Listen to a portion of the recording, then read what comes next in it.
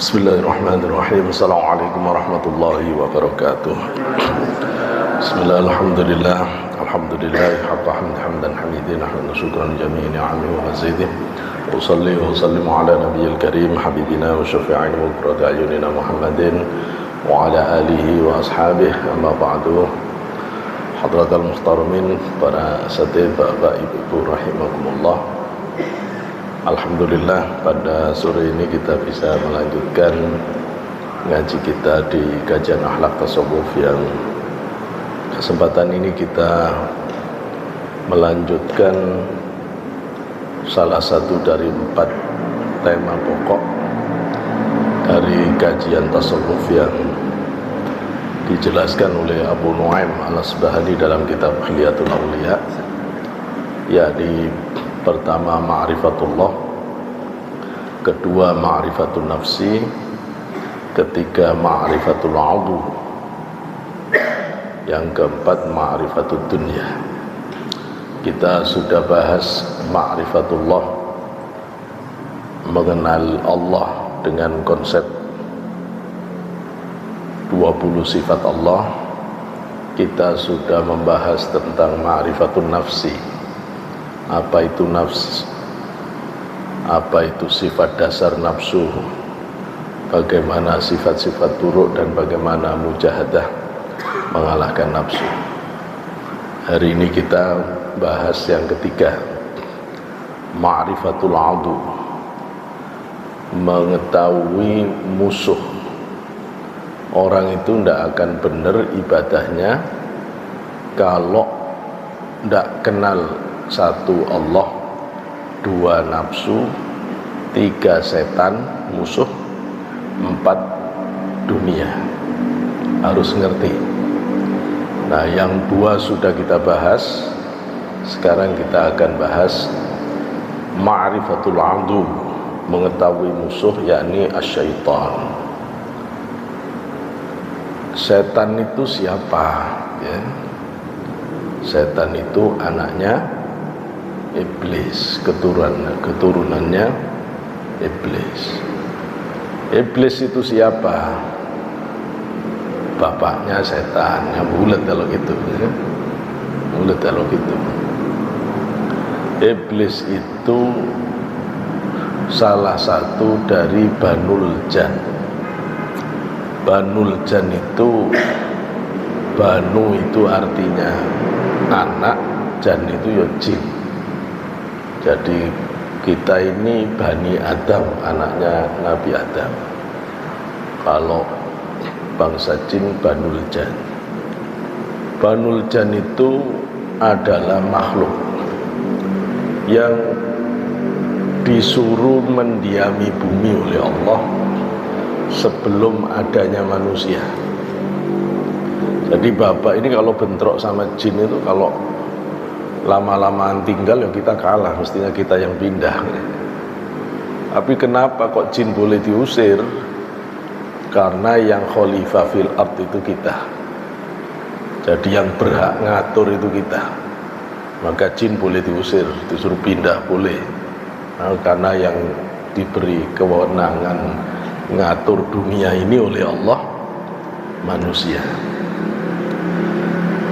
Dari sekian banyak bangsa jin yang ada waktu itu, terbagi atas 2 kelompok. Kelompok jin nakal, jin hitam, dan kelompok jin putih, jin yang baik. Kelompok jin yang putih itu pimpinannya namanya, rajanya namanya Abdul Aziz. Tapi yang paling alim, yang paling ahli ibadah itu ya Iblis ini nanti.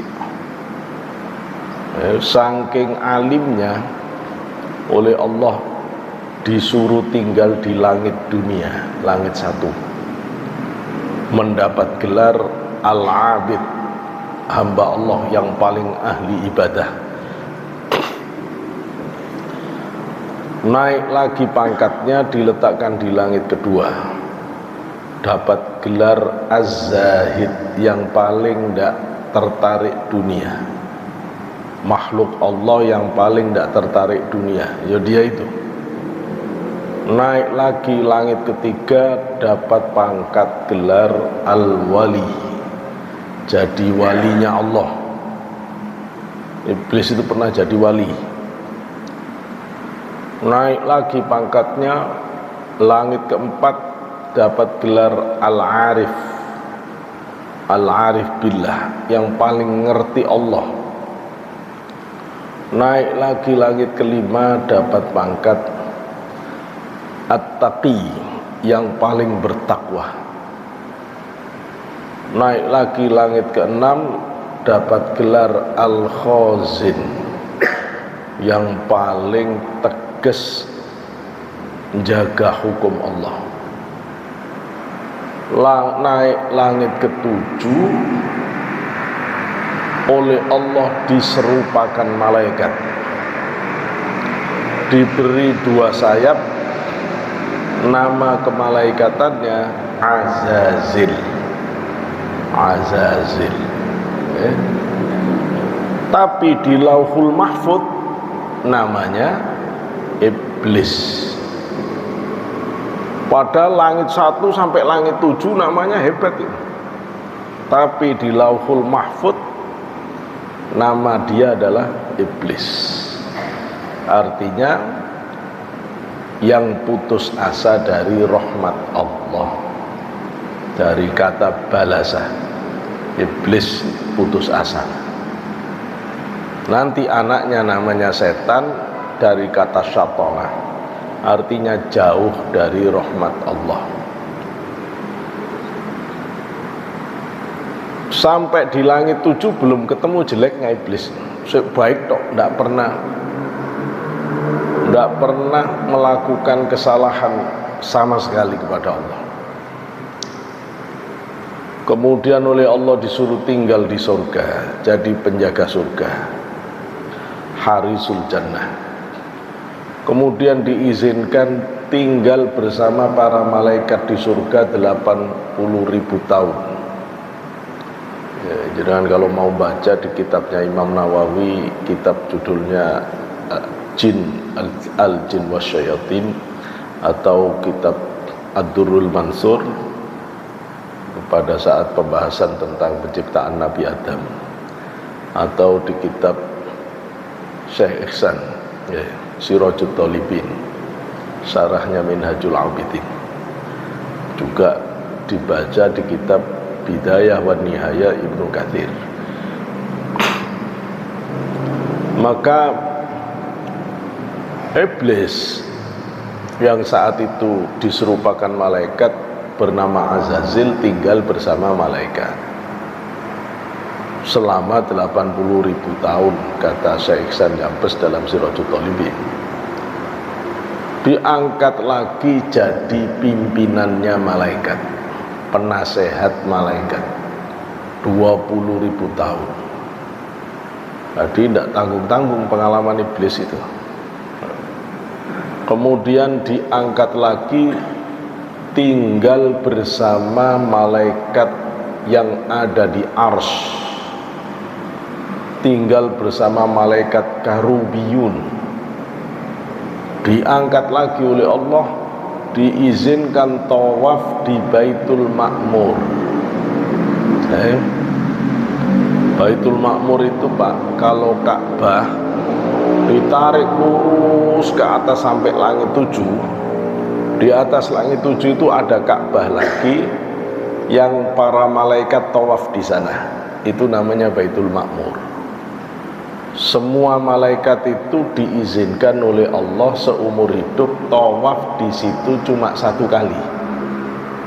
Kalau sudah keluar tidak bisa masuk lagi. Jumlah yang tawaf jumlah yang tawaf di Baitul Ma'mur tidak kurang, tidak lebih dari 70.000 malaikat. Sama dengan jumlah yang tawaf di Ka'bah. Yang tawaf di Ka'bah itu tidak kurang dari 70.000, minimal 70.000. Loh, pas Covid itu yang tawaf cuma 30 orang, tak hitung. Yang Bapak lihat, yang tidak kelihatan Karena kalau jumlah yang tawaf di bumi kurang, Allah akan genapi dengan para malaikat. Cuma kita nggak bisa lihat. Malaikat hanya 1 kali seumur hidup boleh tawaf di Baitul Ma'mur. Iblis tawaf di Baitul Ma'mur selama 14.000 tahun.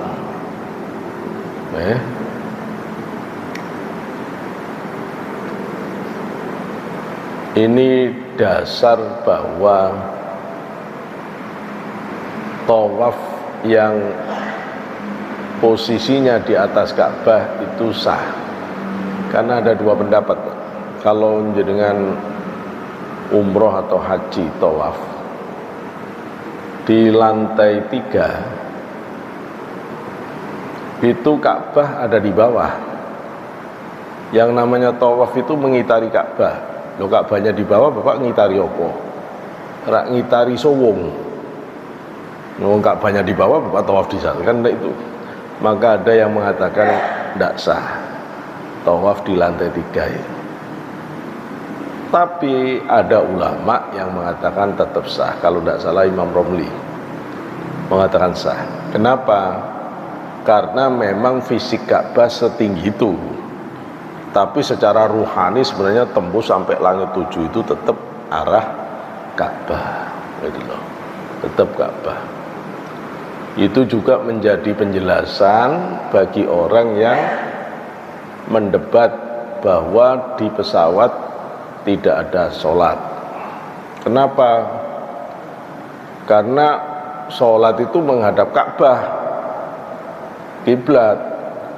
Nah, di atas tidak ada kiblat. Kiblat kan di bumi.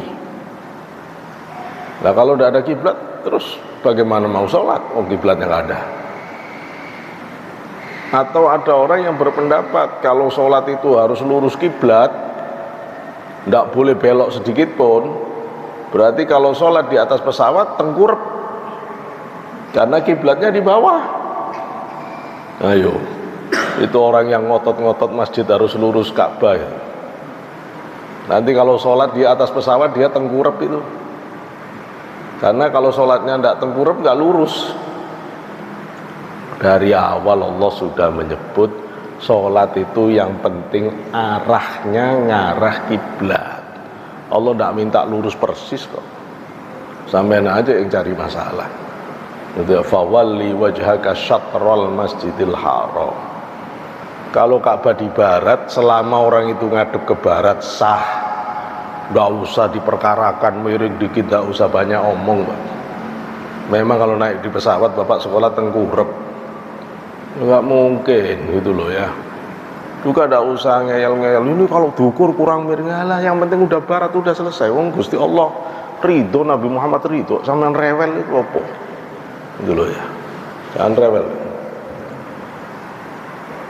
Lagian Pak, kalau jenengan ngomong ini bener lurus, bumi itu datar atau bulat? Bulat. Lah kalau bulat, misalnya Ka'bah di sini, kita di sini, ngadep ke sana, itu drobos ke sana Pak. Berarti jenengan kalau sholat harus ngadep ke tanah sana. Loh ya apa? Wis tak usah terlalu kaku-kaku begitu. Nggak usah terlalu kaku, lucu-lucu. Lucu-lucu. Lagian kita tidak disuruh begitu kok, memang tidak disuruh terlalu matematis begitu kok. Kita diizinkan. Yang penting masih, kalau bahasanya Gus Bahak, yang penting sholatnya ngadep ngulon sah. Ini lagi tuh. Selama ngadepnya ke barat, kiblat ada di barat sah. Udah, tidak usah banyak ngomong. Sah.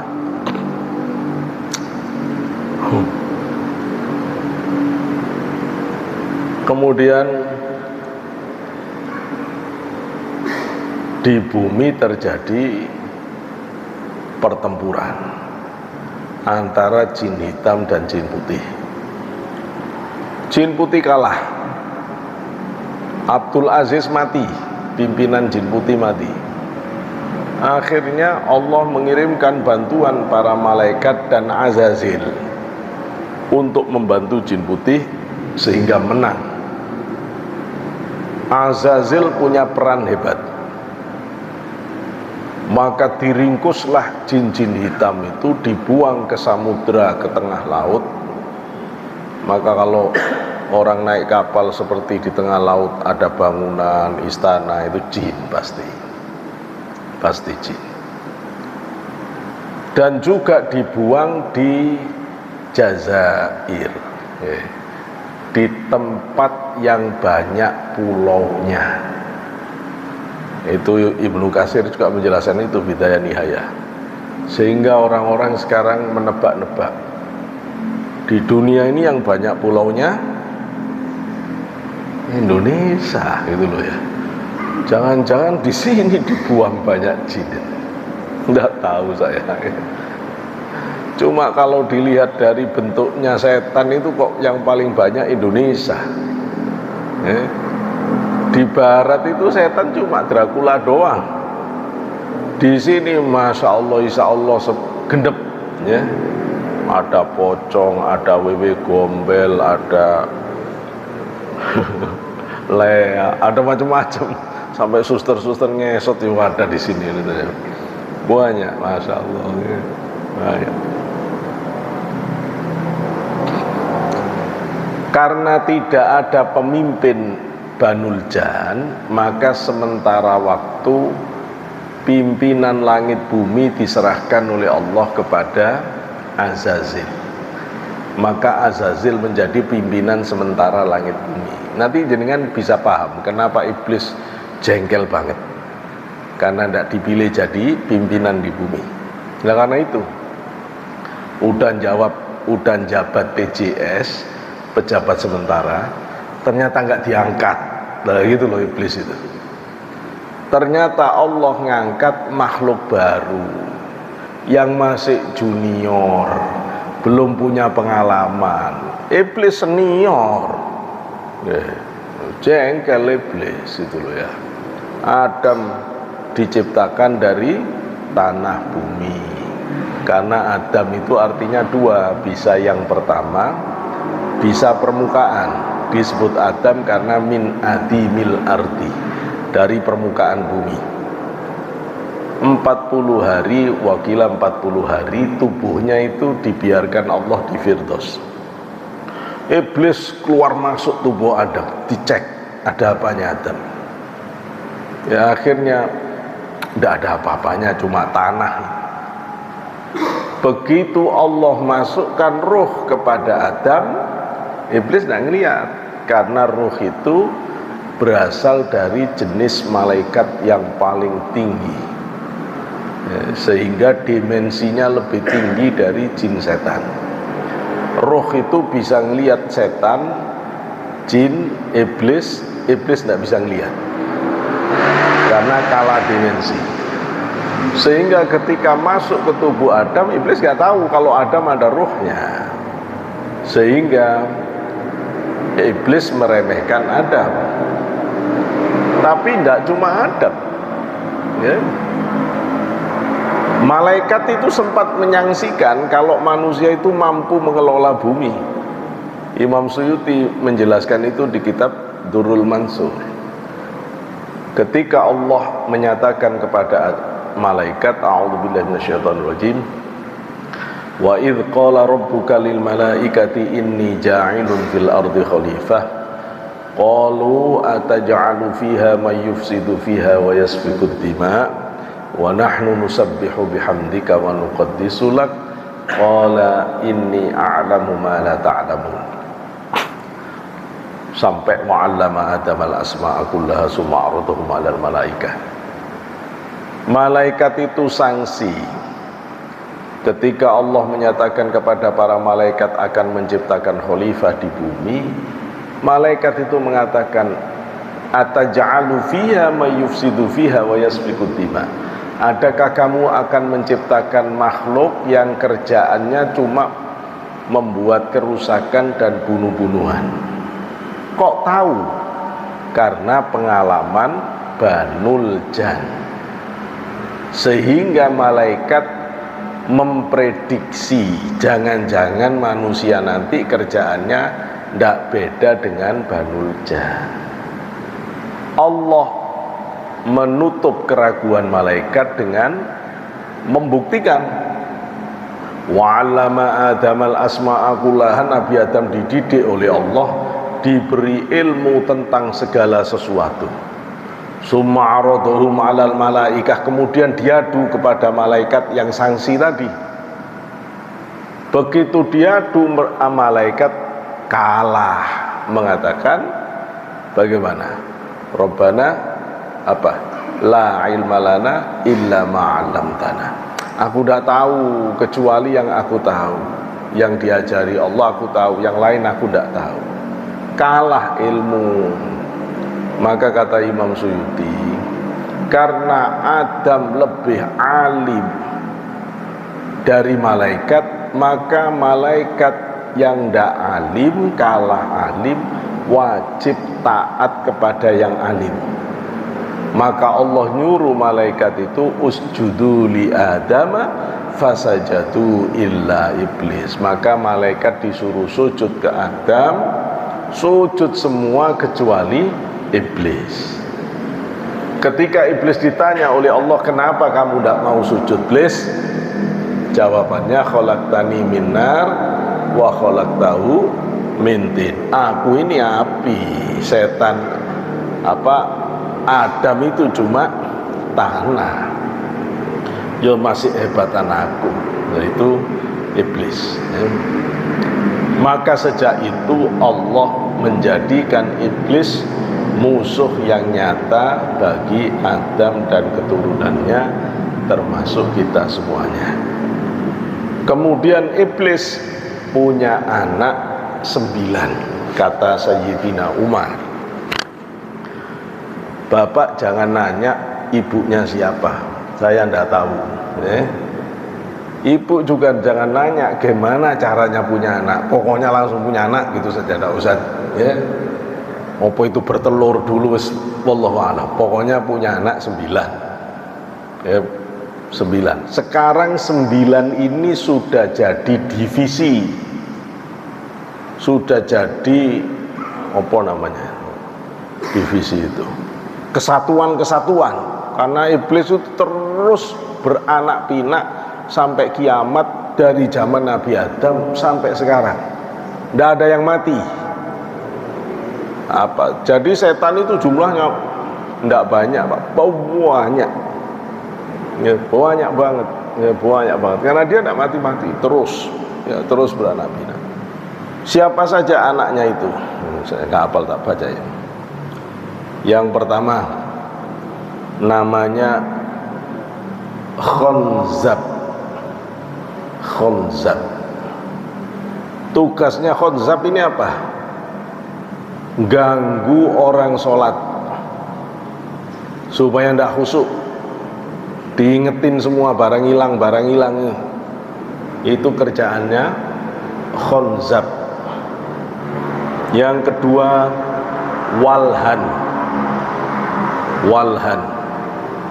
Walhan ini tugasnya apa? Ganggu bapak saat bersuci, saat wudhu, saat mandi junub, saat bersuci dari hadas kecil, hadas besar, dari buang air kecil, buang air besar. Tadi udah bersih belum ya? Itu udah bener wudhunya. Jadi was-was. Sampai saking was-wasnya itu, Pak, dulu ada teman saya itu kalau wudhu usolli, tapi tidak wudhu, usolli toh. Dulu kalau kita di pondok model begitu itu diangkat, masukin ke ulahnya biar selesai. Pokoknya kalau dia mau wudhu kan begini, kalau zaman dulu lainnya usolli, tidak dikemuka-muka ini usolli toh, diangkat ceburi. Besok tidak berani lagi begitu. Was-was itu kerjaan walhan. Yang ketiga Zalambur. Ada yang membaca Zallanabur, Zallanabur atau Zalambur. Ini setan yang paling akrab dengan ibu-ibu. Ibu-ibu sangat kenal setan ini. Kenapa? Karena ini adalah setan mall, setan pasar. Ini mangkalnya di mall-mall, di pasar-pasar. Pada penjual, dia akan nyuruh orang yang jual itu bohong, menipu, curang dalam timbangannya. Barang udah expired dibilang masih baru datang. Barang ada cacatnya ditutup-tutupi. Kualitasnya nomor 2 dibilang nomor 1. Ya itu kerjaannya. Makanan sudah kedaluarsa dibilang masih baru. Sering kita kena begini-begini. Pakaian sudah bertahun-tahun dijual dengan harga masih baru. Begitu kita pakai tidak seberapa lama memet. Ini kerjaan zalambur tadi atau zallanabur tadi. Pada yang beli, mata kita dibuat kesetanan, kepingin dibeli semua. Kepingin dibeli semua, Masya Allah. Makanya kalau masuk pasar, masuk mall itu doa supaya tidak kena zallanabur atau zalambur. Yang keempat, a'war, setan a'war. Setan a'war ini setan yang kerjaannya ngipas-ngipasi syahwat. Setan ini yang tukang jerumuskan orang sampai zina. A'war ini, kata para ulama berdasarkan penjelasan Rasulullah, kalau orang itu pakai baju tidak baca bismillah, ngelepas baju tidak baca bismillah, maka setan ini mempermainkan alat kelaminnya. Setan a'war ini mainin alat kelamin orang itu. Tapi kalau orang itu pakai baju baca bismillah, ngelepas baju bismillah, itu ketutup, setan nggak bisa lihat. Setan a'war aman. Makanya bismillah itu penting. Jangan dianggap remeh bismillah. Pokoknya bismillah, dapat baju bismillah, pakai bismillah, minimal bismillahirrahmanirrahim. Ya, meskipun di hati. Pokoknya bismillah. Kemudian ada lagi setan yang kelima, namanya wasnan. Setan wasnan ini senengannya di majelis-majelis ilmu. Kerjaannya bikin ngantuk. Ya, bikin ngantuk. Dia itu tukang narik-narik bulu mata ini biar merem. Ini yang bikin kita males banget itu ini. Mau sholat malam males banget. Wasnan ini kerjaannya. Mau melek sudah dengar tarhim, assalatu wassalamu alaihi, cuk repotnya. Ya itu kita ditarik oleh wasnan ya. Masya Allah. Wasnan. Jadi kalau ngerasa begitu itu a'udzubillahi minasyaitonirrajim gitu. Minta ke Allah supaya diputus jerat-jerat setan itu, ya, diputus. Itu bikin males itu wasnan. Tapi kalau urusan maksiat itu disegerkan kita. Loh, giliran ngaji, ya ngaji, baru dapat 1/4 halaman ini. Gini-gini Ustaz. Kok jekla-jeklu aja. Padahal kalau nonton TV ya puas gitu ya. Kok bisa begitu? Ya itu karena ada wasnan tadi. Kemudian yang keenam, setan tabar. Setan tabar tugasnya membuat bapak ibu ndak sabar, ngamuan, marahan, kecewa kalau dapat musibah. Ya, itu. Kenapa harus saya yang begini ya Allah? Ya mbuh. Ya, terserah Gusti Allah kenapa saya. Wis ridho. hidup ini ujian. Terserah Gusti Allah muji apa. Yang sabar kita. Yang ketujuh, setan dasim. Setan dasim ini selalu nemeni bapak, nemeni saya, nemeni ibu, kemanapun kita pergi. Ya. Kalau jenengan masuk masjid tadi tidak baca bismillah, ya sekarang masih sama ibu, sama bapak. Ya. Kalau kita masuk ruangan, masuk masjid, masuk rumah, masuk apapun, ya. Masuk apapun, kecuali masuk kamar mandi ada doa khusus, ya. Allahumma inni a'udzubika minal khubuthi wal khaba'is, itu dibaca. Selain kamar mandi, selain WC, masuk gudang, masuk apapun lah, masuk mall, masuk apapun, tetap di batin itu salam, ya. Masuk rumah apalagi salam, assalamualaikum. Ada ndak ada orang salam? Loh tadi ini bapaknya ndak ada, anak-anak nggak ada, ya saya ndak usah salam kan? Salam tetap salam, salam tetap salam. Karena bisa jadi di dalam rumah bapak ada malaikat. Yeah. Kenapa juga salam? Supaya dasim ndak ikut masuk, biar parkir di luar. Ya, kalau jenengan baca salam, dasimnya ndak ikut masuk, diem di luar. Nanti kalau keluar ikut lagi. Nggak bisa dipisah sampai mati, memang begitu. Kita itu diuji oleh Allah memang. Kalau sampai orang masuk rumah nggak mengucapkan salam, dasim masuk. Makan nggak baca bismillah, dasim ikut makan. Minum nggak baca bismillah, dasim ikut minum. Tidur sama istri minimal baca bismillah. Kalau nggak ikut menikmati itu dasim. Nanti kalau jadi anak, anaknya kecampuran setan. Ya, itu yang dimaksud oleh Allah di dalam ayat Al-Quran, wasyarikhum fil amwali wal aulad. Setan itu bisa campur dengan harta dan anakmu. Campur hartamu kalau tidak dikeluarkan zakatnya. Campur anakmu kalau pas bikinnya ndak baca bismillah. Nah, udah kedaluarsa Pak, udah ndak punya anak, ya wis. Beritahu anak-anaknya yang masih muda-muda itu, yang pengantin-pengantin muda, yang masih produktif itu, ingat-ingat minimal bismillah, syukur-syukur semua doanya dibaca. Ya. Itu. Dasim.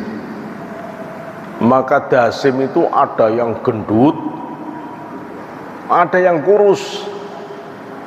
Dasim yang kurus itu kalau ketemu dasim yang gendut, komplain, kamu kok bisa gendut begitu? Sejahtera kamu? Iya, tuanku masuk rumah tidak menyasalam, makan tidak pernah bismillah, minum tidak pernah bismillah, tidur sama istrinya tidak pernah doa. Aku menikmati semuanya, makanya aku gendut. Pantes aku kurus, tuanku masuk rumah salam, makan bismillah, minum bismillah, ketemu istri bismillah, aku udah dapat bagian. Loh itu dasim. Kemudian ada setan yang ke-8, setan matun. Namanya matun. Ini setan yang mendorong orang supaya bohong, hoax. Ini setan ini. Setan matun. Yang terakhir yang ke-9 itu namanya setan abiyat, setan putih. Ini setan paling sakti. Setan abiyat khusus goda para nabi, para rasul, para wali. Kalau orang belum sampai level wali, dia tidak mau goda, nggak level. Kalau bapak ibu derajatnya sudah sampai hampir wali, dia baru turun. Dan dia kalau goda canggih, dia gunakan cara menggoda yang sangat complicated. Dia bisa merekayasa sosial, merekayasa cuaca, memanipulasi semuanya. Diizinkan oleh Allah untuk muji. Dulu si Abdul Qadir tidak makan 3 hari, setan ini bikin drama. Cuaca panas tiba-tiba dirubah langsung mendung. Dajjal besok bisa juga begitu, ya. Begitu mendung, angin yang panas dirubah menjadi angin yang sejuk, sepoi-sepoi. Sampai si Abdul Qadir itu nelen air terus, berharap hujan turun. Tahu-tahu ada sinar indah, sinarnya bisa ngomong, ya Abdul Qadir, ana rabbuka faqad abahtu lakal muharramat. Hei Abdul Qadir, aku ini Tuhanmu. Mulai sekarang kamu sudah jadi wali. Sekarang sudah tidak perlu sholat. Semua yang haram halal, semua yang haram-haram halal semua. Syekh Abdul Qadir ambil surbannya, langsung mengatakan, ikhsya ya lai, pergi kamu dalam keadaan terhina wahai terlaknat. Berubah jadi asap hitam, terus bersuara, bima arafta annahu syaitan. Bagaimana kamu bisa tahu bahwa ini setan? Kata Syekh Abdul Qadir, innallaha la ya'muru bil fahsya. Allah tidak mungkin nyuruh yang keji. Nabi sudah selesai, tidak akan ada syariat baru. Berarti tidak akan ada barang halal yang berubah jadi haram. Tidak akan ada barang haram yang berubah jadi halal. Loh kok kamu menghalalkan yang haram? Pasti setan. Apa kata setan? Kamu selamat dari godaanku karena kamu begitu kritis, kamu hebat memegang teguh hukum Allah. Padahal kata setan, walaqad adlaltu bimisli dzalika sab'ina min ahli thariq. Padahal aku sudah sesatkan 70 orang yang mau mencapai makom ini, sesat semua dengan model tipuan begini.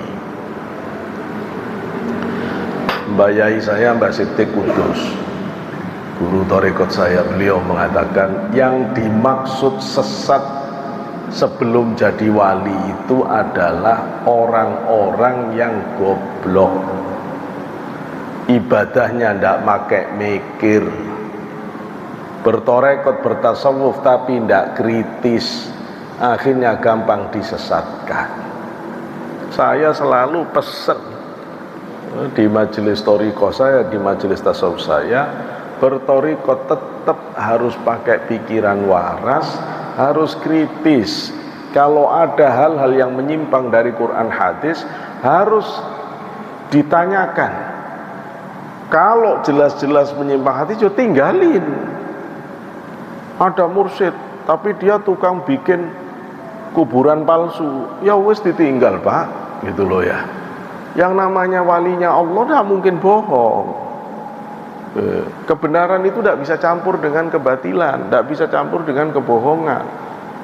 Tidak enak, tidak boleh tidak enak, itu loh ya. Orang harus kritis.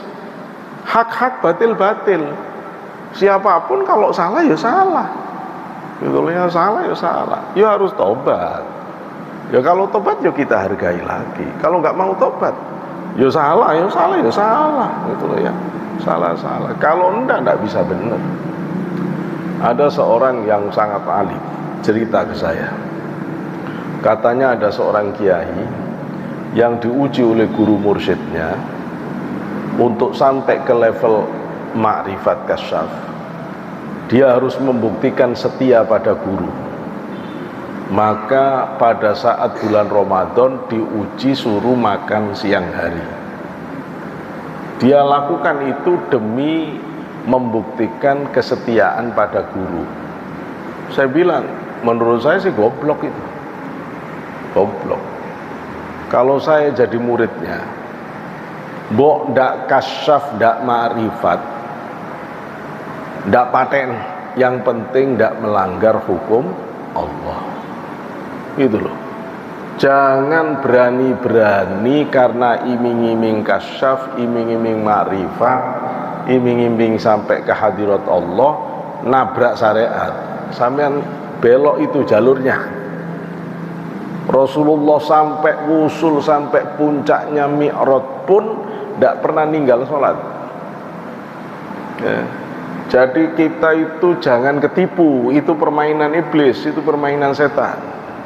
Maka orang harus tetap kritis di dalam menerima pengalaman-pengalaman sufistiknya, pengalaman-pengalaman thariqah tasawufnya, harus tetap ditakar dengan Quran hadis, harus tetap diukur dengan syariat. Maka syariat itu jalan pertama kita berangkat, syariat juga yang menjadi ukuran terakhir setelah orang itu wusul. Jadi selamanya tidak bisa orang pisahkan syariat dari tasawuf thariqah. Gitu. Maka ini 9 dari jenis-jenis setan. Kemudian Imam Ghazali di dalam kitab Ihya Ulumuddin, beliau menjelaskan bahwa strategi setan dalam menggoda manusia itu dapat dikelompokkan menjadi 3. Dapat dikelompokkan menjadi 3. Ada 3 cara setan itu dalam mengganggu, menggoda manusia. Pertama, kata Imam Ghazali, setan itu mengganggu dengan memberikan bisikan yang buruk, disuruh melakukan keburukan atau maksiat. Iseng banget setan itu, meskipun sudah ratusan juta kali nanam bisikan itu tidak pernah kita pakai, tetap ditanam. Coba Bapak Ibu pikir-pikir, kadang di hati kita kan ada pikiran konyol itu kan. Lewat depan rumah tetangga ada pohon jambu atau mangga, terus diambil, enak itu kan, ada gitu kan. Padahal kita tidak kepingin. Siapa terus yang nyuruh ambil? Yaitu setan. Jadi tidak perlu, pokoknya kalau ngelihat tumpuan uang, kamu korup sedikit, tidak ada orang tahu, ya setan. Ya, itu bisikan setan. Orang-orang yang soleh, orang-orang yang ahli ibadah, insya Allah dengan sangat mudah untuk mengerti bisikan setan jenis ini. Ini langsung tahu. Yang kedua, nah ini udah rumit ini. Ya. Tipuan setan yang kedua itu, kata Imam Ghazali, menjerumuskan orang kepada yang penting tapi ninggal yang sangat penting, mendahulukan yang biasa, mendahulukan yang baik, tapi meninggalkan yang lebih baik.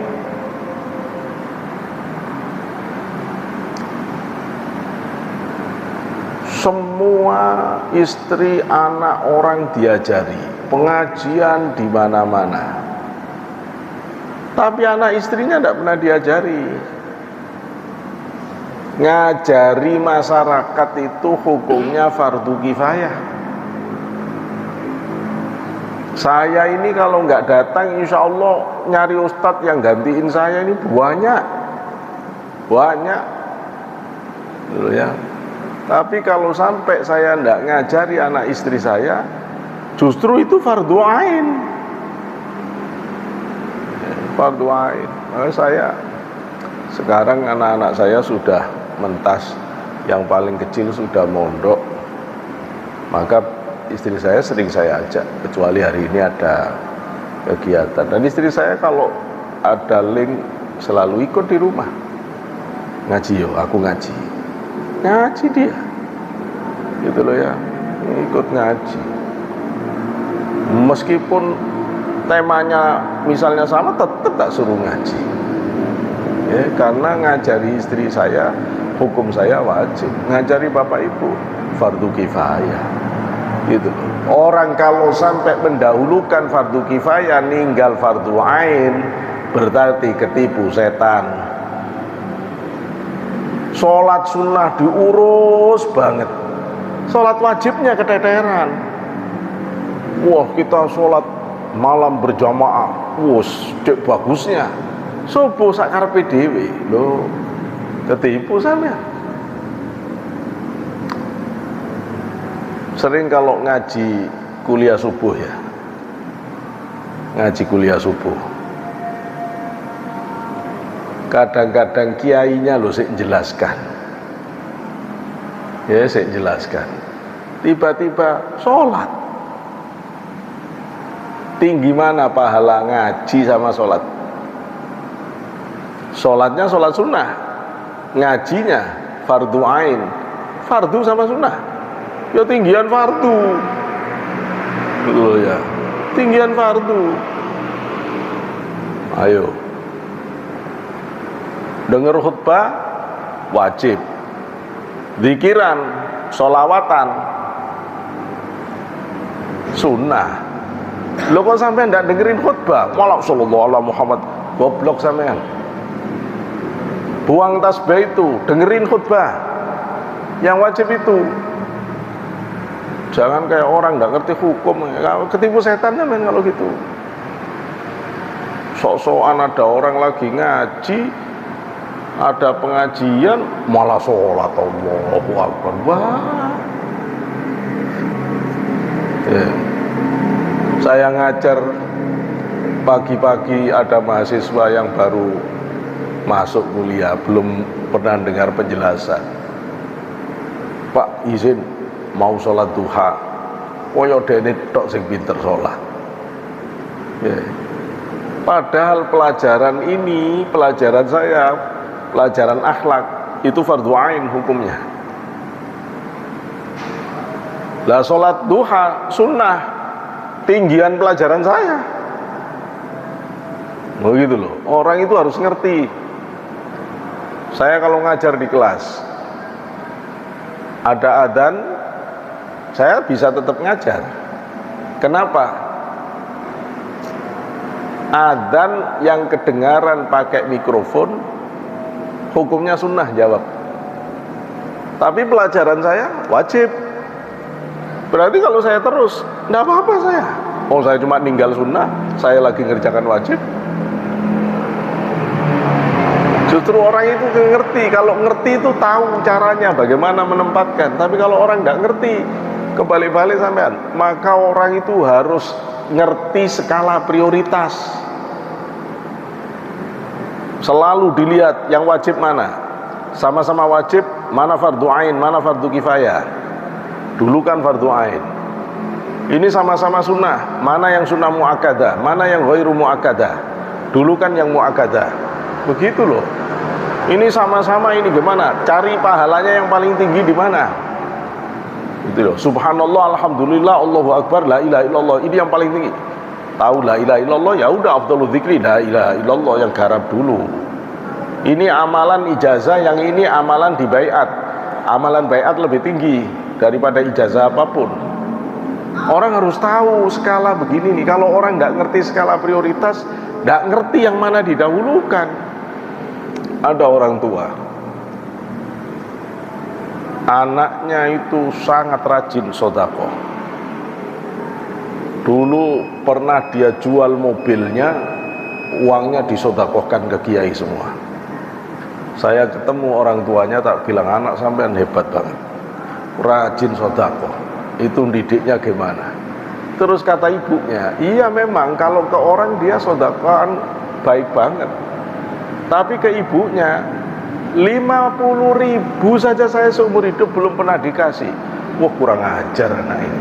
Langsung tak marah-marahin meskipun sudah tua. Goblok kan. Itu loh ya. Orang sedekah itu al-aqrab fal-aqrab. Dari yang terdekat dulu, enggak usah mikir orang dulu. Kalau punya uang lebih itu pikirin bapak ibu, pikirin mertua. Setelah itu pikirin kakak, pikirin adik, ada yang butuhkan enggak?